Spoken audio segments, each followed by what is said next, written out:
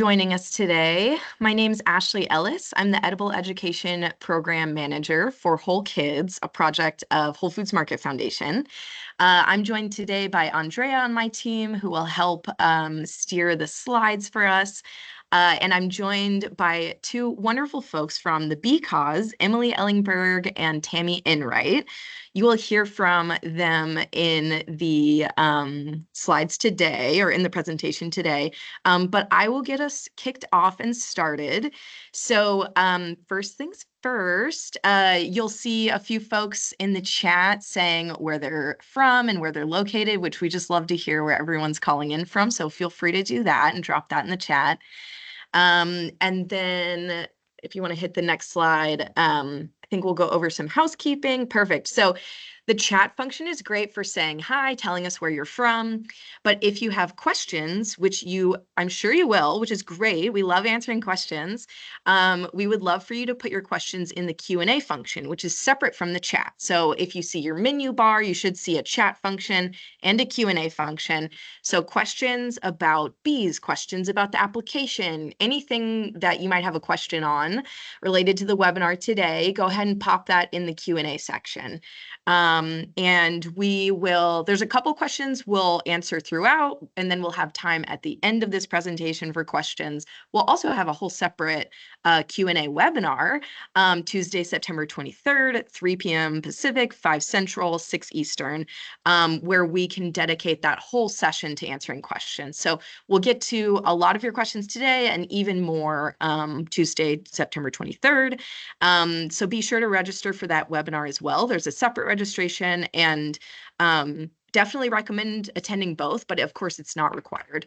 One other thing I wanted to share is that this webinar is being recorded, and we will share the recording and slides via email and our website after it is over, probably by the end of today or tomorrow. So do not worry about taking copious notes or trying to write every little thing down. You will have access to these resources after this. Perfect. So the agenda today, we'll give an overview of Whole Kids and the Bee Cause. We'll talk about eligibility for the Bee Grant. We'll talk about getting started, both like getting started with bees and also getting started in terms of the application and what things to look for, the different grant options that are available, and who is eligible for each. We'll talk a little bit about grant costs and what to expect. We'll go through an overview of the timeline and the application process to give you a sense of the whole scope of this process. We'll definitely be loading you up on resources throughout and at the end, and lots more available on both of our websites. And then, of course, showing you how to apply for the grants. Okay, next slide. Cool. So quick overview of Whole Kids first. So Whole Kids is all about improving childhood nutrition in schools. And so we do that in many ways. A few of the ways I've listed here on the slide, of course, this Bee Grant and the Garden Grant, which is a wonderful kind of counterpart to the Bee Grant, that we definitely encourage folks to apply to both if that's an option for you and if of interest to you. And I'll talk a little bit more about our Garden Grant in the next slide. But before that, I'll also say that we also do and support some really wonderful work around school food. That's everything from transforming access to nutritious food through cafeterias, through transforming the actual equipment in cafeterias, training, all kinds of wonderful programs that we partner with Chef and Foundation on, salad bars, of course. And so really a lot of cool stuff is happening. And we love when grantees do more than one grant with us. So definitely take a look at our other offerings if that's of interest, and see what else might be applicable for your school or your situation. And so a little bit more about the garden grant. We have just wrapped up the cycle for this year and are in the awarding process, which is very exciting, but it opens every year. So the application will open again in February of 2026. So now is actually a perfect time to start thinking about it. You can start thinking about how your bee program and your garden program might interact. And so the garden grant is a $3,500 monetary grant that supports edible educational gardens in schools. Schools in the US and Canada are eligible to apply if you serve at least 10 children in the K through 12 grade range. Check out our website for more info there. Perfect. I'll pass it to you, Emily, to talk about the Bee Cause. Absolutely. Excuse me. Thank you, Ashley. I'm Emily. I'm with the Bee Cause Project. I'm the Director of Educational Programs, and I'm just so excited to be here and kicking off another amazing season of More Bees. And I have my partner here with me, Tammy, and she's going to be managing a lot of your questions and helping us with that. And I just want to welcome all of you educators, formal educators, and non-formal educators. We thank you so much for what you do out there every day, helping our students and spreading our mission, which is to inspire the next generation of environmental stewards while protecting our planet's precious pollinators. We've been working with Whole Kids now for 9 years. It's been a wonderful partnership of growing edible gardens through their program, as well as bees through our program. It's very complementary to have the programs together. And yeah, so let's dig into the grant. We're going to start with eligibility. I know that that's a big question for everyone. All applicants must be in the United States or Canada, must be a K through 12 school or a nonprofit organization that speaks to K-12 programming, work with at least 10 or more children, and the bee program must be used as a educational tool. If you're not sure if you qualify, next slide. We can help you. If you're not sure about your eligibility, you may be working at a library, an after-school camp, a museum, children's hospital, community garden. There's so many different unique programs out there. And if you're just unsure, we can help you determine if it's a good fit for your school or organization. We are, please reach out to us at info@thebeecause.org. You're going to hear me say that a lot because we all know that as much as we would like to say that so many programs are so similar, we know that you're all unique in your own ways. I do want to point out that we currently have over 1,000 schools and nonprofits throughout the United States and across 4 countries. So it is easy, and we hope that we will make this as easy as possible for you. Next slide. Thank you. So let's get started with a checklist. I like to use QR codes in my personal life, and so I've included them in this webinar. If you would like to scan the QR code with your smartphone and just kind of hang on to that info throughout, we recommend, of course, that you start at our website for all the current up-to-date information. And read through the documents on both Bee Cause website as well as Whole Kids website for the bee grant. You may already have your bees approved and are ready to get started, but we just have some ideas for you for your best success. So we recommend that you build a bee club to support the hive and to support your process. We suggest starting with 2 to 5 community members. It can be someone on your staff, educators, parents, administrative, part of your administrative team, whoever's going to be there to help you research, reach out, make those connections that you need to, even just reading the documentation. So having people on your team, it's a lot easier to do things as a group as opposed to an individual. That doesn't mean you won't be successful individually. We just recommend you find some support. And connecting with a local beekeeper, the grant does require that you have a bee mentor. That's the person who's going to help be the liaison to the health of your hive, help you grow as a beekeeper or as the bee advocate, which we'll talk more about. And we do have some suggestions and ideas on how to find those bee mentors. We also suggest that it's best to begin by gaining approval for the live bees on your campus. Obviously, having live bees on campus is a wonderful, amazing thing, but you should have permission from your principal or director before you even really get started. We do encourage you to go to the website again and read through many documents that are there on our website that will help walk you through the process. And again, reach out if you're not sure. We can help you get started too. All right, next slide. Thank you. So we have two different types of grants with the Bee Grant. We have the traditional Bee Grant, which is available to all of you new applicants. And within that, you'll be able to choose if you'd like to do the indoor observation hive, which is such a unique program, and we'll look more specifically at that program, or the monetary grant. And then we also have the renewal grant, which is for past bee recipients. That's to help continue your bee programming. It is a monetary stipend, but the requirement is that you must have completed a progress report and have been awarded before 2024. We build in a year for you to really learn what you need to learn to have a successful program. So that's why that year discrepancy is there, so that it allows you to get everything rolling before you move on to the next step in your process. There is a maximum of 2 renewal grants per organization or school. So that means that you could have applied for the original Bee Grant and then 2 renewal grants to really help you continue your programming. So we can go to the next slide and dial in those grants even a little bit more. We have the traditional Bee Grant again, and that is the choice between the 2 that's best for your organization.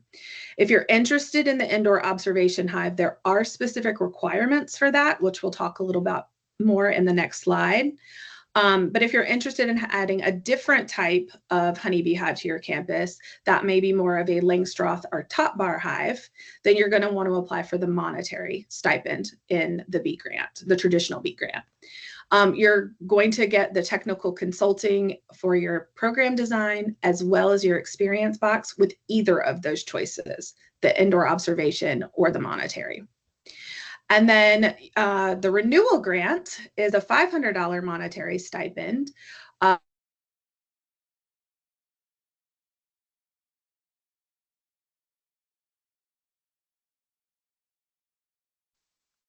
Uh-oh, I think we might have lost Emily. Maybe a internet connectivity issue. Tammy, is Emily out for you as well? She is. Okay, she just wanted to make sure that wasn't just me. Yeah, no, I'm happy to take over until she joins us again. Yeah, that sounds great. Thank you. Okay, yeah. So from a grant type perspective, I think Emily pretty much covered the traditional Bee Grant, and whether you choose the indoor observation hive or the monetary stipend, they both also include technical consulting from us before, during, and after application processing, as well as a beautifully curated and created experience box that works specific to the Bee Grant that you pick.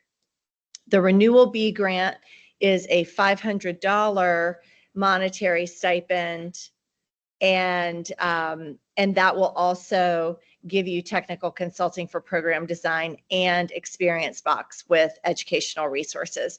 So again, just to wrap this up, we have hopefully both types of grantees online today.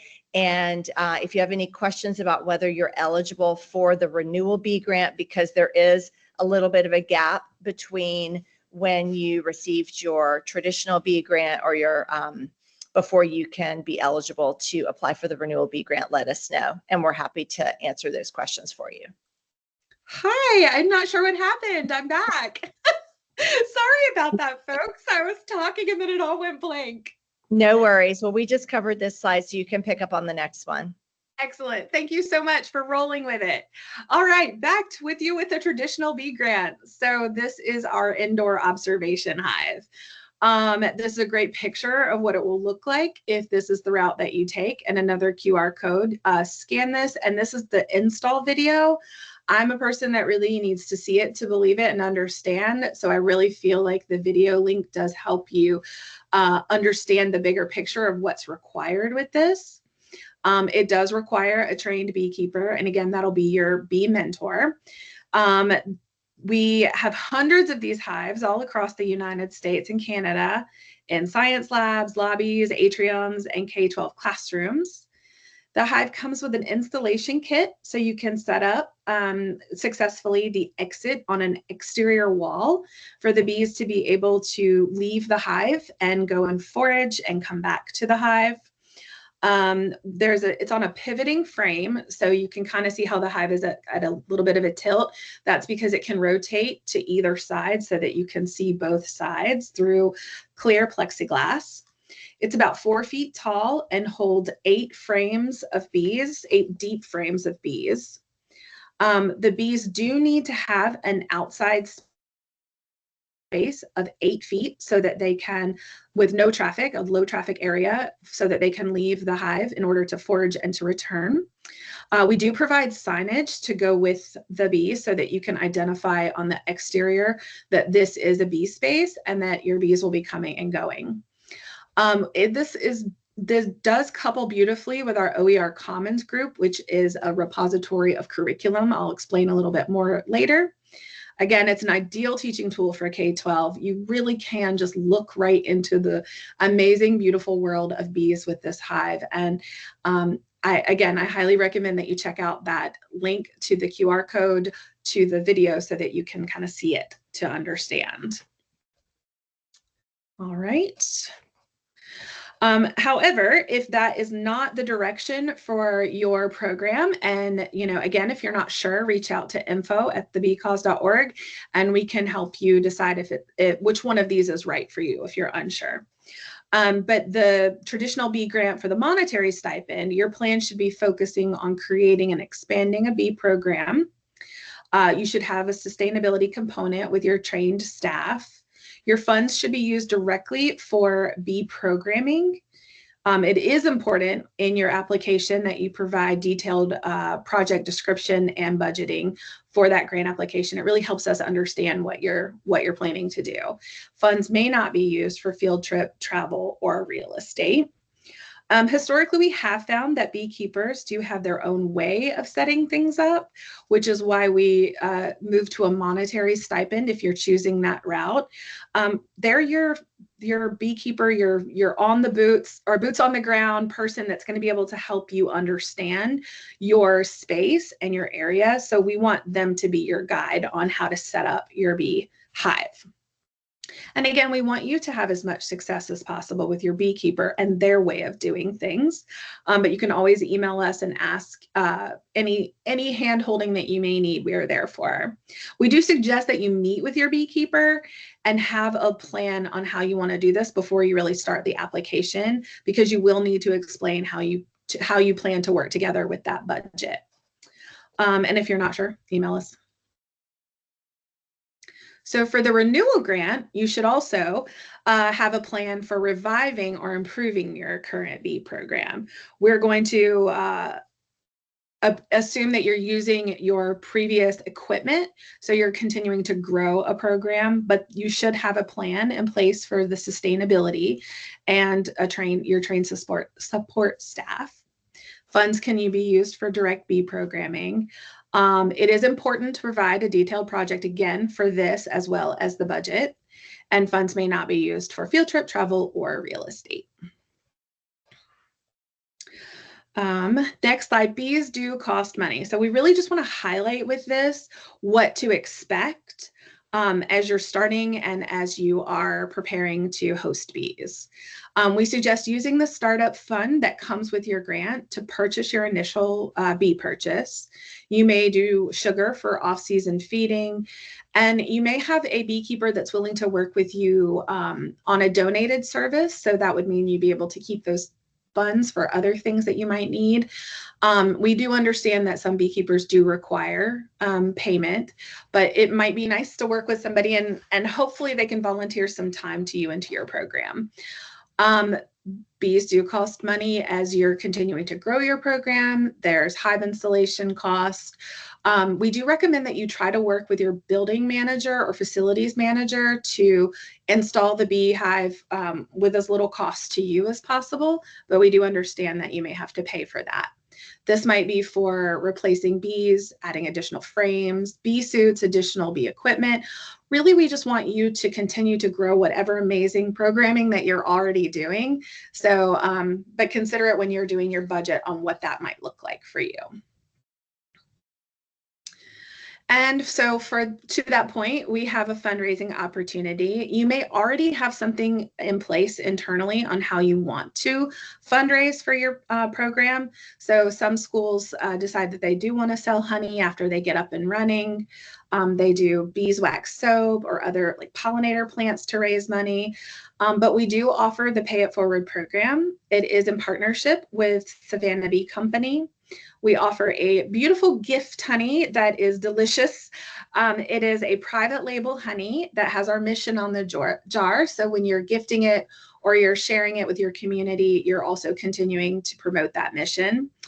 It is purchased on consignment. So you will pay, you will ask your participants to pay $20 per jar, but you order it through our website. We have lots of information on ways to get started, ways to help your community get engaged, emails or copies of emails and templates that you can use to get started. But you purchase it online, you keep $10 for your program, and then you pay $10 back to our program to continue funding other bees. You can order anytime throughout the year, but we do have lots of suggestions on how to do it so that your honey doesn't crystallize over time, and just ways, pre-selling is one of the best ways to do it. It is easy to participate, so check us out on our website for more information. And the timeline.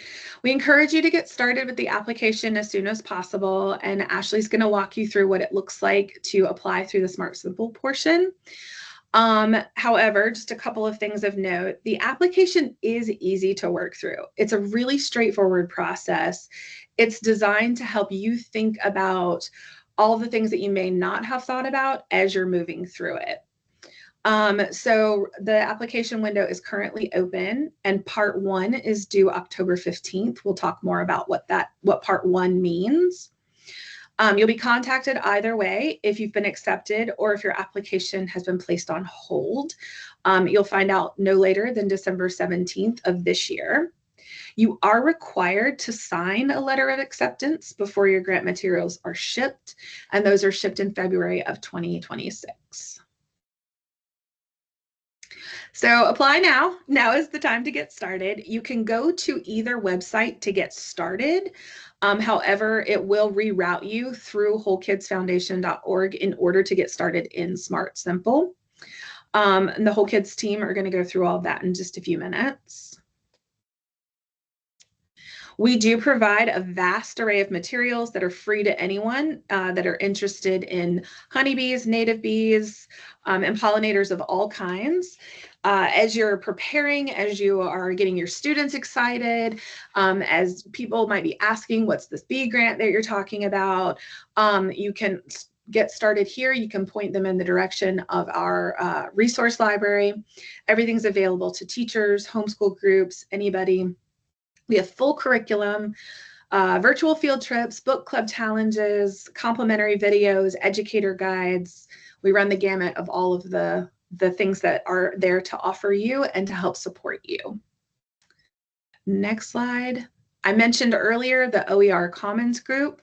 That is also something that we have offered to you. It's web-based. It's a vetted platform where you can find resources, but also other organizations' resources for edible gardening, habitat restoration, student-appropriate podcasts, and so much more. It is free to educators, so even if you want to go ahead and get started now with this, you can scan the QR code and you request to be a member, and we'll be happy to let you right on in. If you are awarded the Bee Grant, you will also be sent an invitation via email to join us here in the OER Commons. So I mentioned part 1. Our application is in 2 parts. We do that to help you prepare within the timeline that the cycle opens. So part one, your questions will be more like, do you have a bee mentor? Do you have a bee advocate? So Ashley will speak a little bit more about that, accessing that in the Smart Simple platform.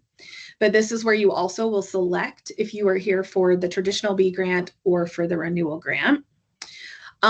Please answer all the questions in the application. Just double check yourself and make sure that you have completed all of that, because this really is your chance to brag about what you're doing, your plans, all the things that you've gotten so excited about, and we want to know about those. So feel free to brag about your program.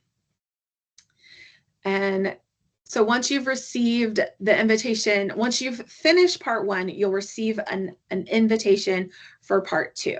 So for part two, the next deadline on that will be October 31st. As you're going through part one, you really are preparing for the part two piece. This part two is where you'll need to upload your budget and other documents, including your letter of understanding, which you can find on the BCAWS website in our resource page. There's a letter of understanding for schools, as well as a letter of understanding for nonprofits. And that is a requirement for you to upload. I do want to walk back to the location of your bees. That is a really important piece. We're talking about installing bees, and we do have to think of them as livestock, and as the beautiful little entities that they are. So that south to southeast facing isn't because we think it's an adorable place to put bees. It really is for the better health of your bees. So consider that location in accordance with your building, because you can't move your building, but your bees do need that southeast facing. So I think next, and again, if you have any questions, just continue to reach out at info@thebcause. All right, next slide. Grant notification awards. That's the exciting part. So all applicants will receive an email notification regardless of the decision by December 17th. I mentioned before, but you must sign the online grant agreement in order to formally accept your grant. And then we pack and ship those in February of 2026. And on hold, I just want to point out that we always have more applicants than we can offer grants to. I think you'll find that really common across Whole Kids grants as well as BCAWS grants. We would love to gift every applicant a beautiful grant, because obviously we want more bees out in the world. But we do have an on-hold list. Don't give up hope if you are placed on the on-hold list. It may be that your application may have been missing a couple of things, or it just, it is a competitive grant. But don't give up hope. Sometimes we do have people that apply for the grant and then decide now really isn't the right time, or a change of the guard. You may have a different principal come in and things change. So if you are on the on-hold list, keep that email open, because we might reach back out to you and say, we really do have the opportunity for you to join us. And we do encourage you to reapply year over year if you didn't receive 1 year. We do look more closely at those grant applicants that have applied more than once. And we're like, they really are, here to make this huge difference alongside our program. So we encourage you to stay with it if you did not receive in the first round. And getting started. So I'm going to turn it over to Ashley. And again, just remind you that you do have to go to wholekidsfoundation.smartsimple.com in order to actually access the application. Awesome. Thanks, Tammy. Yes, so I will go through some of the pages that you'll see on the online portal, Smart Simple, as you register and begin filling out the application. I will also say too that we do have a really nice tutorial video on this as well. So there are multiple ways to get help here, and then of course always by emailing us. So the first thing you'll see when you click on the link to the Smart Simple portal is the login or registration page. So if you are a returning applicant, this is where you will enter your email and password. If you forgot your password, you can click the Forgot Password link to get that sent to you. If you forgot which email you've used, feel free to reach out to us and we can help you there. For new applicants, you'll be clicking where the blue arrow is pointing at the bottom where it says register here. And that will take you to the registration page where it asks 3 questions that help us understand what entity you are. So it asks if you're based in the US or Canada, will your program be implemented at a school or a nonprofit organization? And if it is a school, it will ask, is it a public school or a private school? A couple tips here. Private schools that have nonprofit status are absolutely eligible, but you should select private school, not nonprofit, so that you sign up as a private school and it will use your NCES number. And then you'll also provide your EIN to prove your 501c3 status. If you're a government entity, you'll see that that's not one of the options here, but you are eligible. You could be eligible as well. So those we just set up manually. So that would be one to email us about, and we'll set you up. Oh, I will note just right here too that there is a known error right now in Smart Simple for US based organizations. And it's if you fill out these questions saying you're an organization in the US, it'll say error invalid parameters. And we do apologize for that error. We are working on a solution, but in the meantime, email us and we'll set you up manually ourselves to get you in. Okay, if you're a US school, this is what you'll see next. And so we differentiate between all US schools using NCES numbers. An NCES number is a unique identifying number that every school in the US is given. And if you don't know it, that's okay. There's a database to look it up that we've linked here in our registration, as well as you could look it up separately. There are NCES numbers for public and private schools. And when you're searching, I do just recommend using kind of liberal search terms. So like if your school name is Ashley's Super Fancy Extra Cool School, maybe, well, that's a bad example because Ashley is a pretty common common name, probably not for a school, but anyway, the point is pick like one of the words of the school and search that way. Because if you type it all in, it's kind of case sensitive, so it might not find it. So try like searching with less is more, basically. So, oh yeah, this is just another example here of less is more, but this is what it will look like when you search. You can search by the NCES number too, if you have that number. If you don't, you'd be searching by the name of the school. And if you get a notice that says your school or organization is already registered in Smart Simple, that just means that probably someone else from your school in the past has applied for or was interested in applying for a Garden Grant or a Bee Grant. And so what we do is you email us and then we'll merge your accounts or set you up, get you access to that existing account. When you do search your school and you find it, certain information will pre-populate, but not all of it. So be sure to go line by line and fill out all of the required information here, like the state, zip code, county, all of that.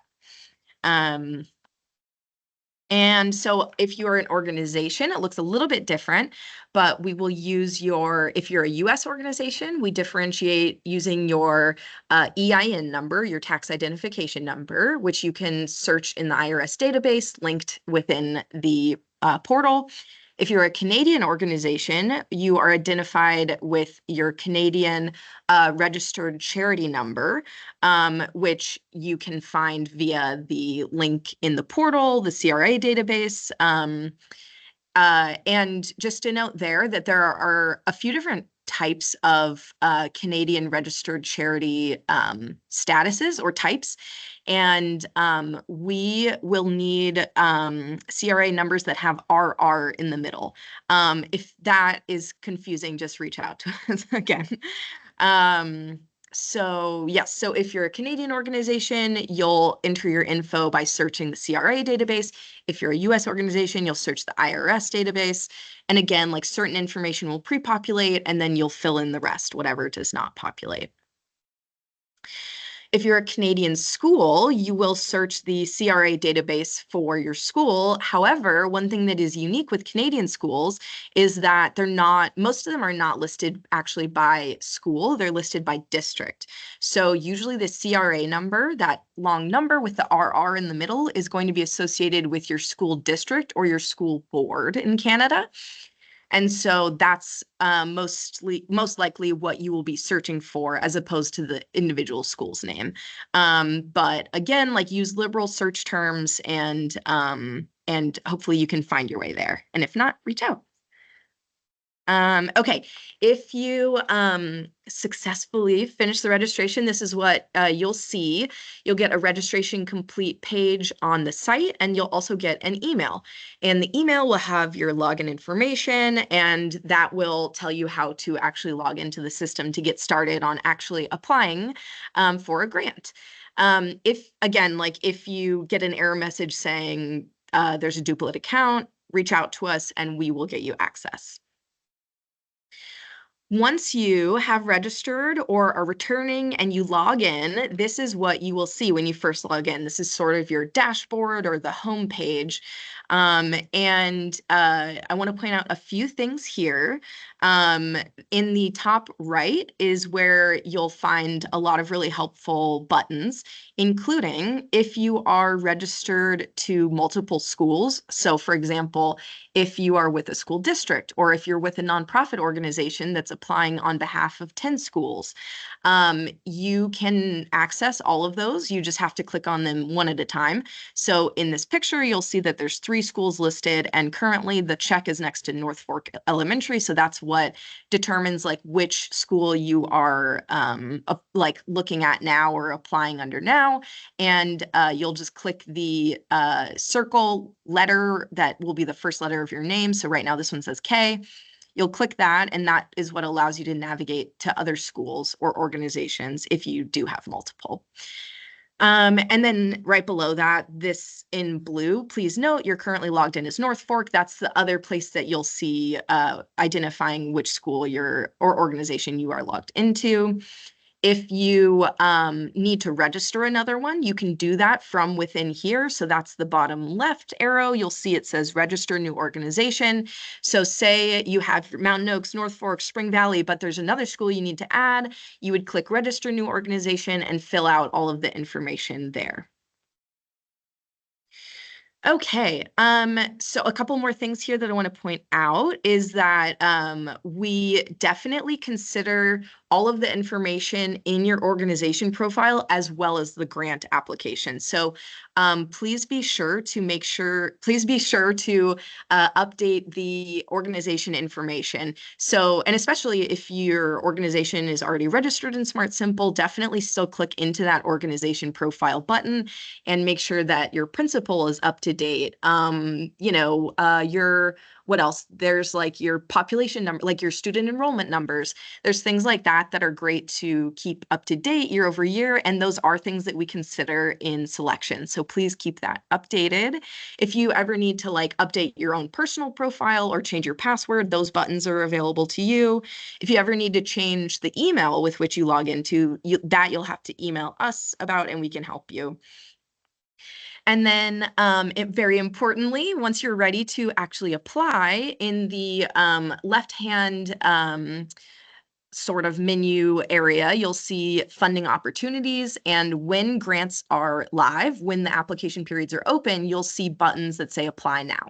So you will see these buttons live now as the application period is open for both the Renewal B Grant and the Honey Bee Grant, otherwise known as the traditional or initial Bee Grant.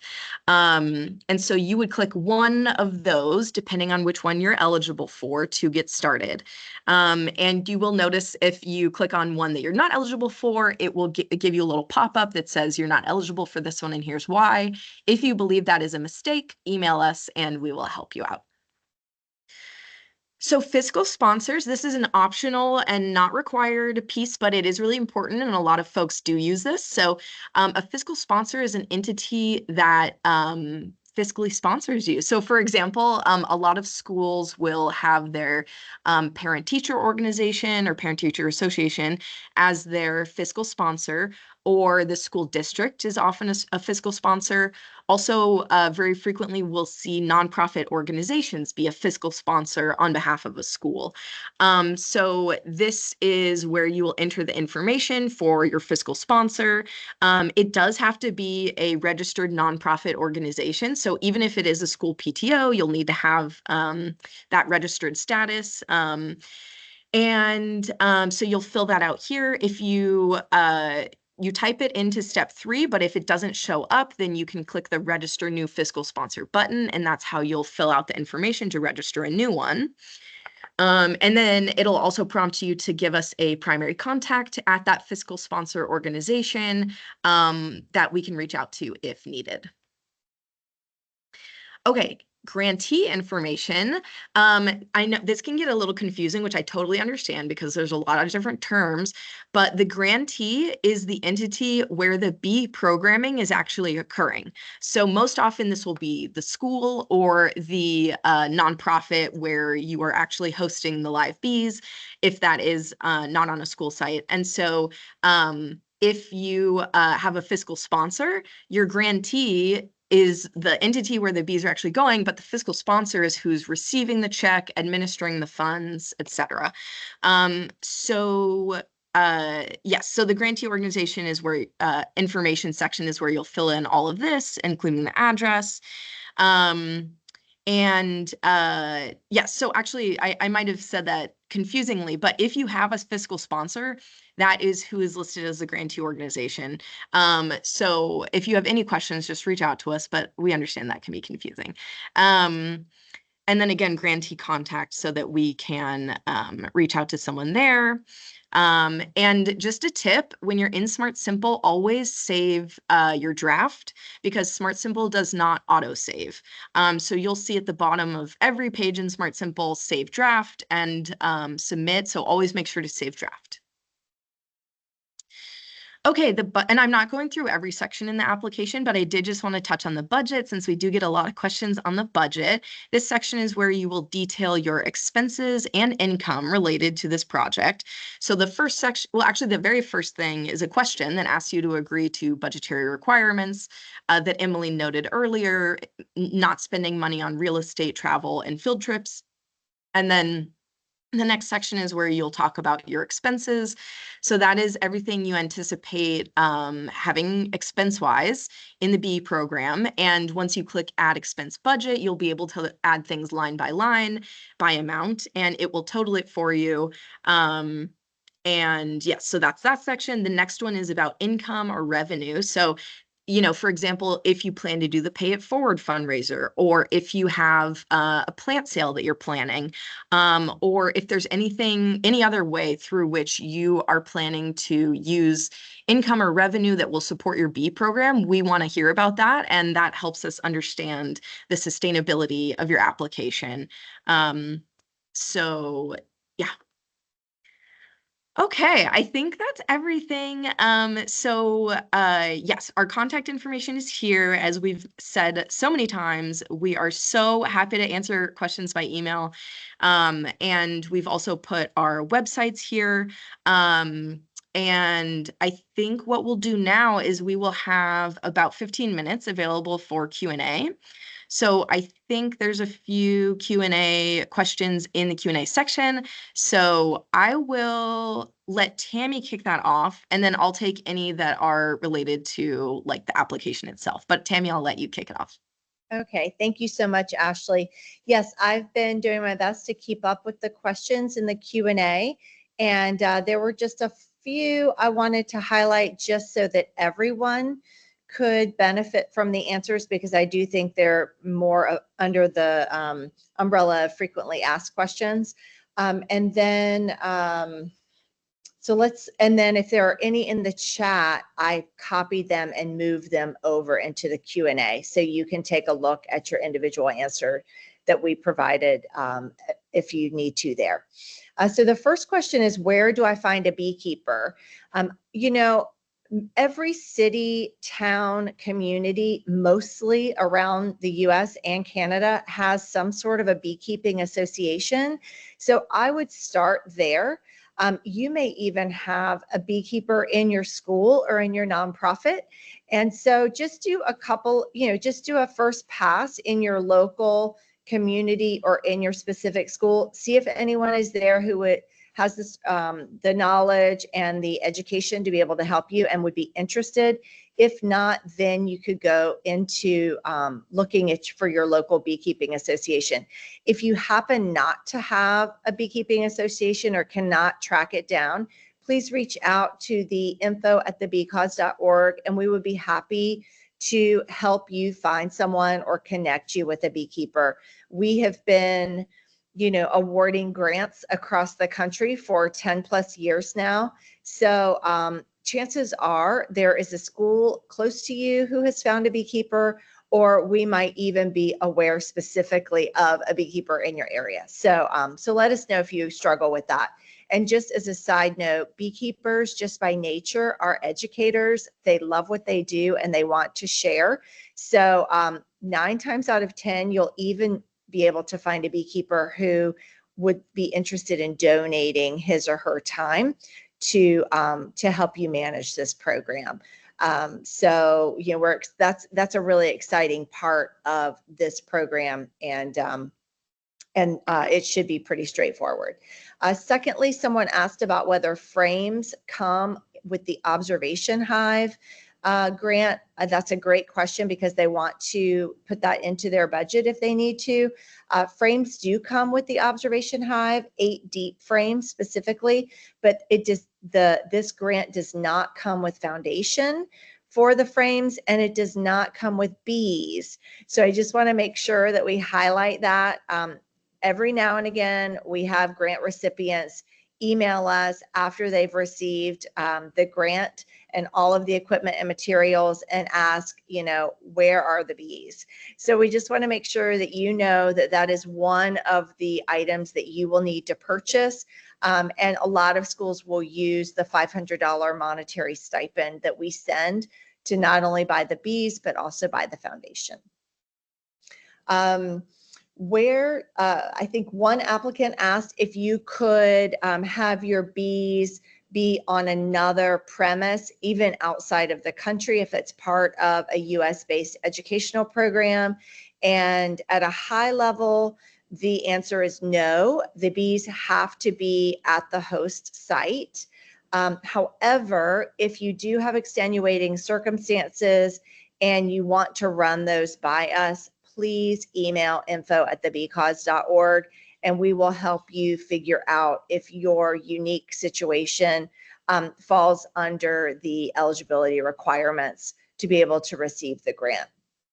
And then lastly, at least the ones that I saw that I thought would be applicable to everyone is someone asked, they said they're a charter school in New York City and wanted to know what they would register under.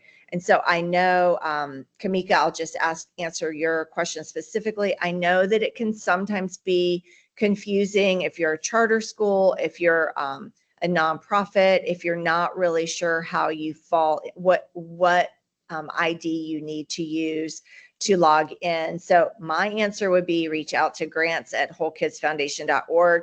But I'm also going to let Ashley just give another high level overview of how that works. Yes, Kamika, you would register as a school. So yes, any nonprofit schools, whether it's private, any charter schools, register as schools, and then you can enter both your NCES and your EIN number. But yes, definitely reach out with any questions. Okay, great. Thank you, Ashley. And we just got a new question from Jay. It says, our nonprofit works with a community garden in educational programming for children. Would the nonprofit be able to apply on behalf of the garden? And if the nonprofit hosts children in some sort of an educational capacity and they would like to apply for the Bee Grant, and host the bees and run all the educational programming there, then that is fine. If you have any specific like nuances around where the bees should be hosted or who should actually apply, again, just reach out to the Bee Cause and we'd be happy to answer them. So it seems to me that we have answered most of the Q&A questions there. I got one more for us. Okay. And I'm answering it currently. I'm sending the link, but it was a great question to find the information on the difference between the observational hive and the monetary grant. And I'm going to put that link. It's the traditional bee grant overview. It is part of the required reading on our website. And I'm going to put that link in the answer to your question. I'll also drop it in the chat if you'd like to pull that out. But it explains the difference and really walks you through a lot more of the information. Oh, I see one more question as well come in from Jay Epps. Our nonprofit works with a community garden in educational programming for children. Would the nonprofit be able to apply on behalf of the garden? Yes. Yes, so that does sound eligible. So I would enter the information for the nonprofit to be able to find that, and you would register as an organization in that case. And there might have actually been one more in the chat. Will we have access to the renewal grant overview? Actually, I think that's what Emily's just posting the links to. I linked both the traditional grant as well as the renewal grant overview, both on our website. Awesome. The overview docs are great. They're like, honestly, like mini little webinars in and of themselves. So definitely reference those. We aim to walk you through it and make it easy as possible. Yes. Okay. Any other questions? We have just a few minutes left, so we'll stay on a few more minutes if any more questions come up.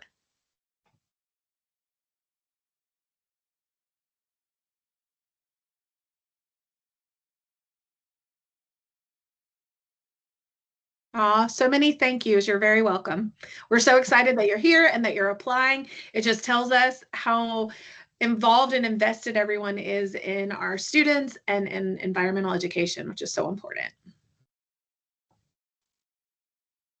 Totally agree. Thank you guys so much for showing up. Thank you guys for everything you do on behalf of your communities and schools, for school gardens and bees. It's amazing to be part of this movement with you all.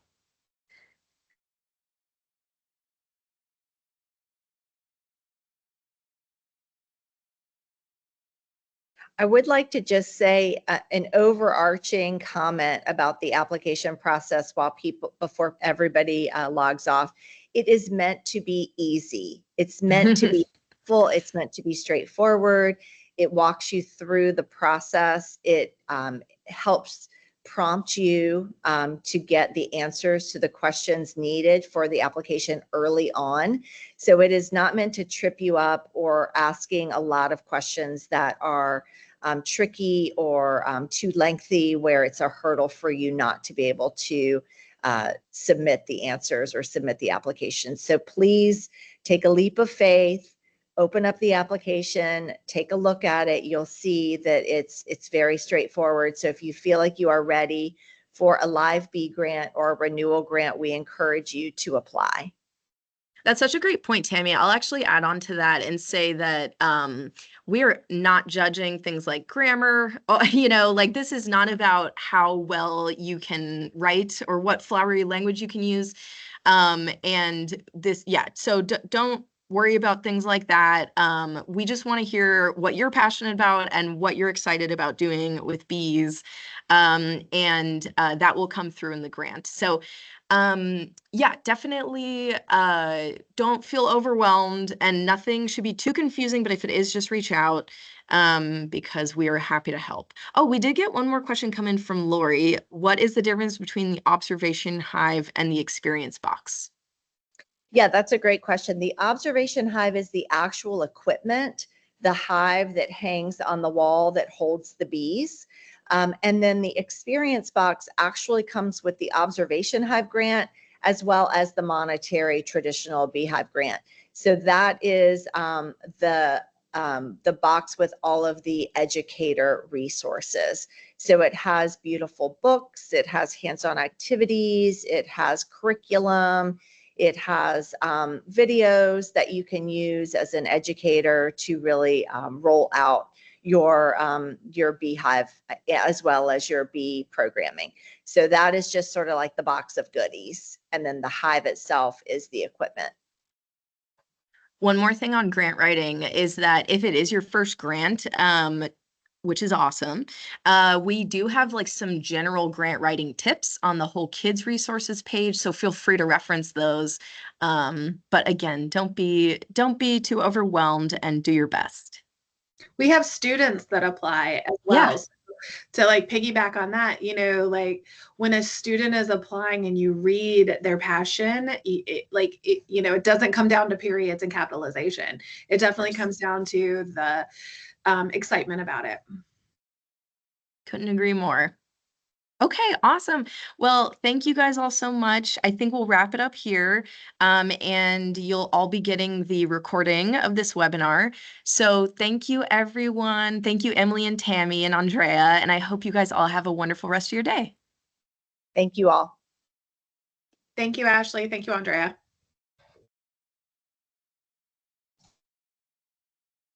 We did it.